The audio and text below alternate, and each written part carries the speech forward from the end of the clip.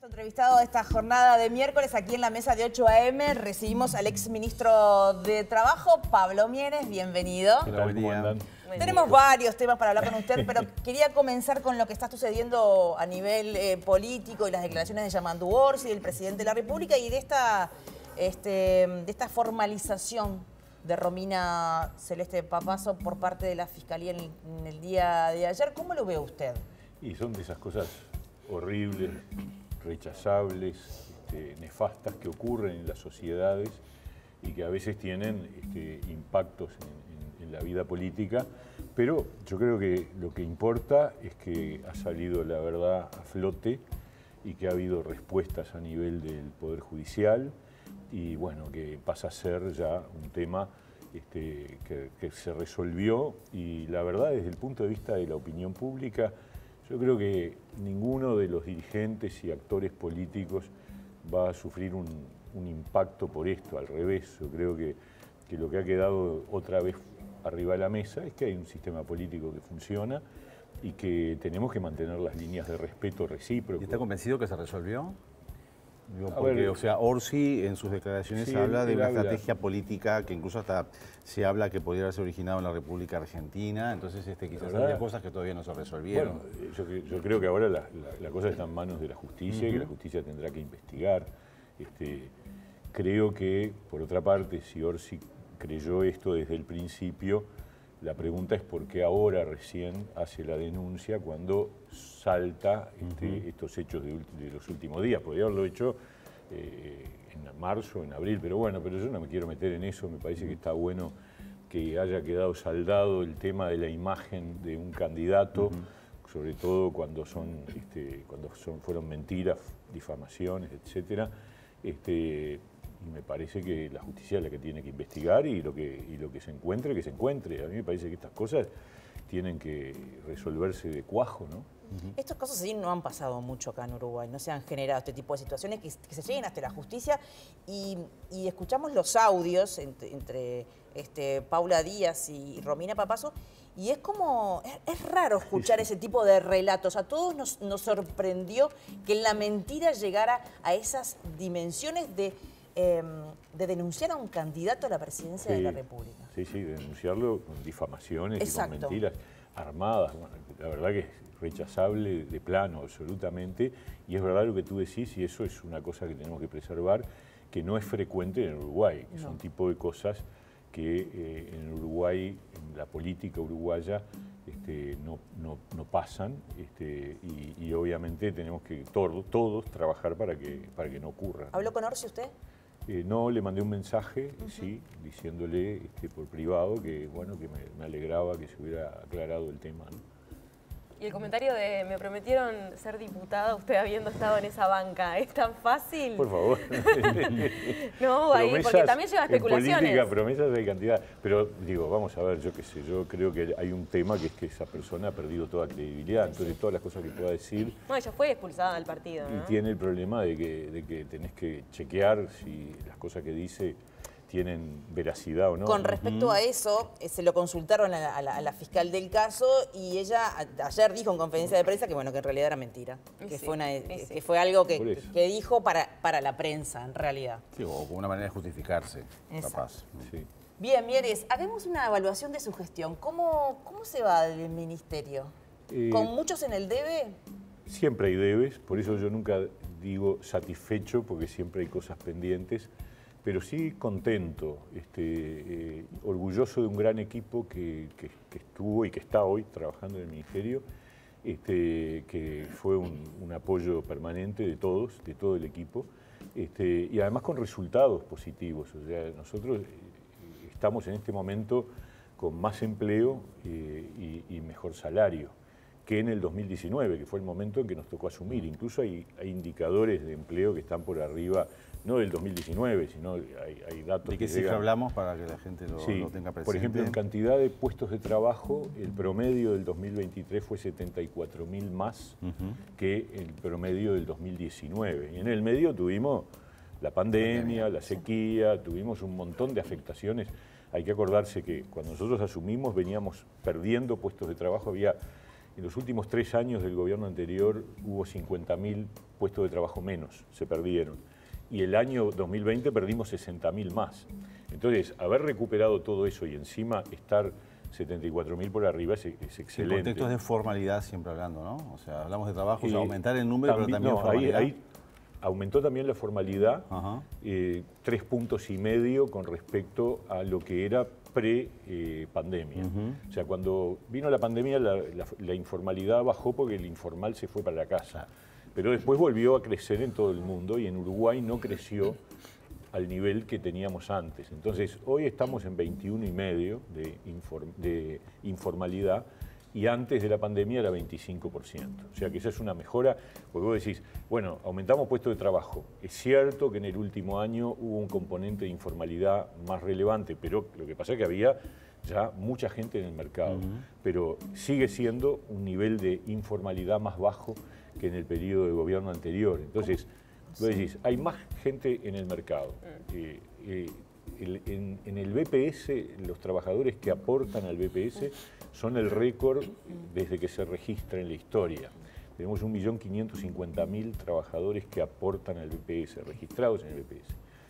Más técnicamente registrados. Pueden estar aportando, pueden estar, pero están registrados en este momento activos. Tenemos más puestos de trabajo.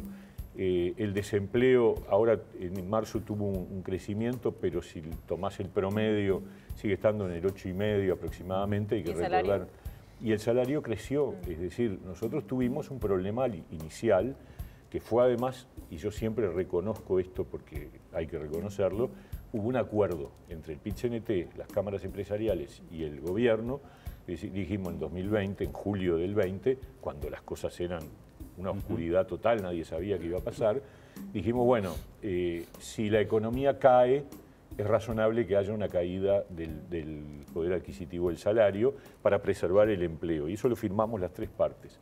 Y efectivamente, la economía en el 2020 cayó 6 puntos y hubo una caída del salario real que equivalió, en julio del 21 era 4 puntos de pérdida en el sector en general, entre los trabajadores formales.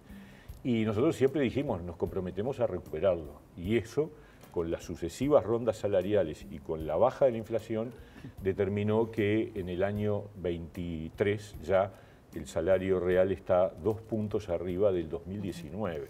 Y eso también es motivo de satisfacción, de alegría, ¿no? Porque es más, es plata en el bolsillo de la gente. Es cierto que hay trabajadores que están por debajo, es verdad, hay gente que no le da para llegar a fin de mes, todo eso es verdad.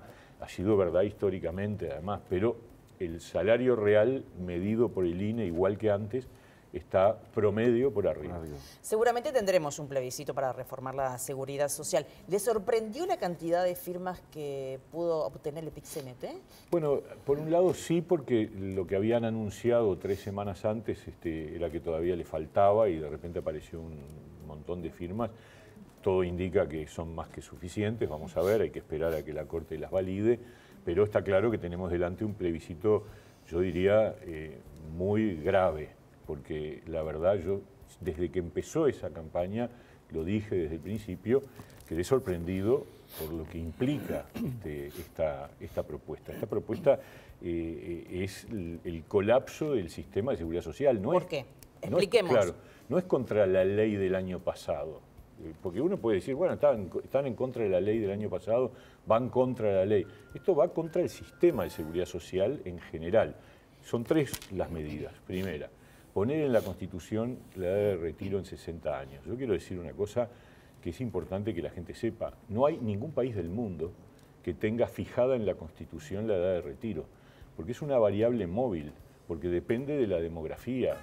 Si vos tenés un país como el Uruguay, que tiene una tasa de natalidad cada vez más baja y que tiene, por suerte, una expectativa de vida cada vez más larga y que vivimos más y llegamos mejor a edades más avanzadas, es lógico que la edad de retiro sea una variable que se mueva, y lo hicimos con mucho cuidado, porque en realidad nosotros lo que aprobamos el año pasado fue correr la edad de retiro gradualmente a partir de los menores de 50 años, o sea que las personas que ya tenían de 50 para arriba mantienen 60 años, ir corriéndola un año por año, por generación, hasta llegar a 65 dentro de 15 años.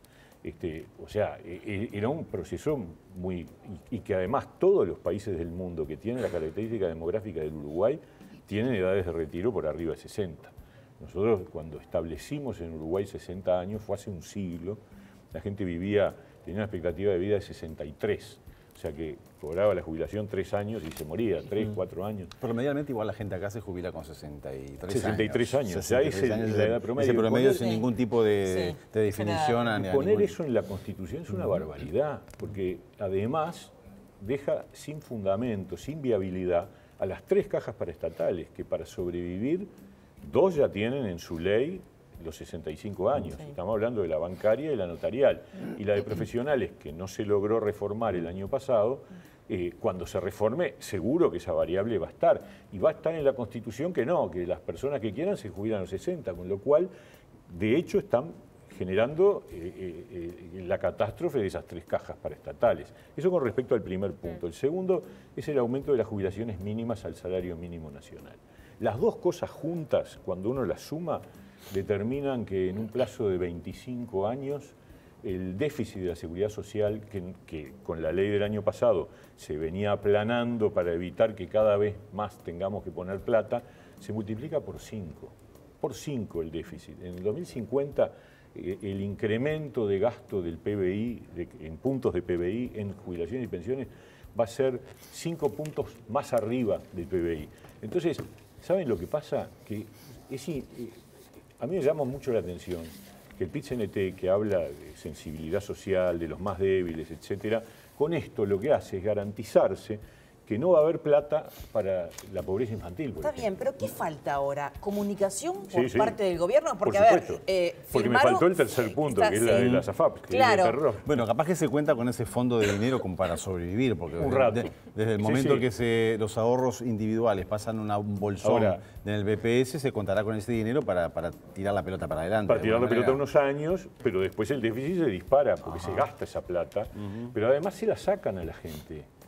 Cada persona tiene una cuenta personal en su AFAP, hay 1,5 millones de cuentas, que todos los meses aporta a él, porque es su plata, una parte del aporte a la seguridad social va para la cuenta personal, que es de él.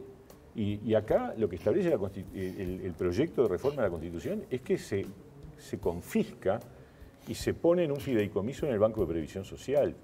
Y alguno dice, no, pero no es lo mismo, es lo mismo que el fideicomiso de los cincuentones. No, porque al cincuentón le preguntaban si quería quedarse o no, porque la cuenta es de él. Entonces, si a él le convenía dejar sin efecto la cuenta, entonces esa plata iba para el BPS para pagar su jubilación. Pero acá no, acá se hace de tabla rasa. Va a ser una catarata de denuncias de personas que van a reclamar porque le sacaron la plata. Plata que además está colocada y que por lo tanto genera rendimiento para tener luego un complemento jubilatorio. Pero firmaron más de 400.000 personas. Sí, pero ¿sabés lo que pasa? Sí, Que pero a la a gente, ver. ¿qué le decían? ¿Le decían todo esto? No. Le decían, firme para jubilarse a los 60, entonces, claro, firme para que las jubilaciones más bajas Está aumenten. bien, pero la gente no está informada entonces de... Bueno. Entonces, Y nosotros hicimos, yo hice todo el esfuerzo dentro de mis posibilidades para decir desde el principio que esto era una barbaridad. Pero es verdad también que como la cosa venía, que las firmas estaban lejos, probablemente no haya habido un debate significativo sobre la profundidad del problema. Ahora el tema lo tiene la ciudadanía y lo tiene el Frente Amplio, porque el Frente Amplio está dividido en este tema y ha declarado libertad de los acción. principales economistas del Frente Amplio no comparten. Los principales economistas no comparten, pero los candidatos, 2 precandidatos firmaron y uno no. Y el cuarto, que ya no es precandidato, tampoco había firmado. Y dice la misma cosa que acabo de decir yo sobre esto, ¿no? Entonces, el Frente Amplio tiene un gran problema porque pretende gobernar. Y ni siquiera nos puede decir a los uruguayos qué es lo que hay que hacer con la seguridad social, porque esto que están haciendo es lavarse las manos. Es decir, frente a semejante barbaridad, se lavan las manos. ¿Qué pasa si ganan? Si gana, sea cual sea el candidato, ¿qué van a hacer? Tienen 2 partidos o 3 que están impulsando esto y otros que están en contra de esto. Entonces, o sea, ¿qué credibilidad tiene la oposición para pretender gobernar cuando en este tema tan relevante para la vida de los uruguayos, le dice a la gente libertad de acción. Porque además, si a eso le agregamos que durante los 3 años que llevó la discusión de la reforma, que terminó con la ley del año pasado, el Frente participó, porque estuvo en la comisión de expertos con 3 representantes, y después el propio presidente de la República le llevó el anteproyecto de ley al presidente del Frente Amplio para pedirle que hiciera aportes. Nunca hicieron un aporte, nada. No hay una propuesta. Los partidos de la coalición de gobierno tienen previsto reuniones con respecto a este tema puntual para de ahora en más, de acá a octubre, comenzar una campaña. El presidente se mostró muy tranquilo, ¿no? Al respecto. Sí, Dijo que, como dice el refrán, despacito se llega lejos pero seguro, y no se mostró apurado. Sí, ha habido planteos de coordinación. Yo creo que bienvenido todo lo que sea coordinación. Cada cual tiene que decir lo que piensa y hacer el esfuerzo para que la gente Pero no se va a actuar entienda. en bloque. No necesariamente. Yo qué sé. Yo creo que hubo un planteo del senador Javier García de hacer una coordinación. Nosotros no tenemos problema, pero me parece que cada uno tiene que salir a explicar y defender con sus propios argumentos y sus propias palabras, evitar este desastre, porque este desastre termina impactando en los uruguayos de una manera. Además, fíjense lo que va a significar en imagen del país. Si se eliminan las AFAPs, va a haber una crisis de credibilidad y la certeza jurídica. El Uruguay es un Uruguay respetuoso de los contratos, va a correr riesgo el grado inversor que el Uruguay ha obtenido. O sea, estamos en una situación, no es un problema menor, es un tema grave, muy grave. Y tenemos otro plebiscito, ¿no? Que sí. Nos estamos olvidando, en realidad, muchos, ahora con el tema del plebiscito de la reforma de la seguridad social, nos olvidamos de allanamientos nocturnos. Sí, nosotros estamos de acuerdo, nuestro diputado firmó. Es más, en el diálogo que tuvimos sobre seguridad, en el periodo anterior, en 2016, que yo le había propuesto al presidente Tabaré Vázquez y que Vázquez lo convocó, y tuvimos reuniones en Torre Ejecutiva, efectivamente el tema estaba arriba de la mesa y ahí la discusión fue si teníamos o no posibilidad de cambiarlo por ley. Y se llegó a la conclusión de que no, de que la norma estaba establecida de tal manera que debía ser una norma constitucional la que la modificara. Entonces, ahora por el procedimiento de 52 legisladores se va a plebiscitar. Yo creo que la gente... A ver, ¿Usted cree que va a salir? La prohibición del allanamiento nocturno es de 1830. Claro, sí. Era otra época, no había energía eléctrica, había menos garantías. Hoy, además de que lamentablemente en muchos hogares se delinque, encima ese amparo, por más, a ver, permitir los allanamientos nocturnos no es darle vía libre, tarjeta verde a la policía, porque no puede haber allanamiento de ningún domicilio sin orden judicial. Sí, exacto. Y obviamente con el control del Poder Judicial y los debidos respetos por todos los derechos. Bien, Mieres, gracias por la visita. No, encantado. Un placer recibirlo, igual ya lo estaremos viendo porque este año viene intenso. Arrancamos ya. Sí, ¿Usted ya arrancó? ¿No descansa nada? Estuve en San José ayer, ¿Sí? mañana vamos a Cerrillos, el viernes a Ciudad del Plata. Estamos ya en plena campaña. Bueno, gracias por la visita. Un gusto grande. Un placer. Encantado.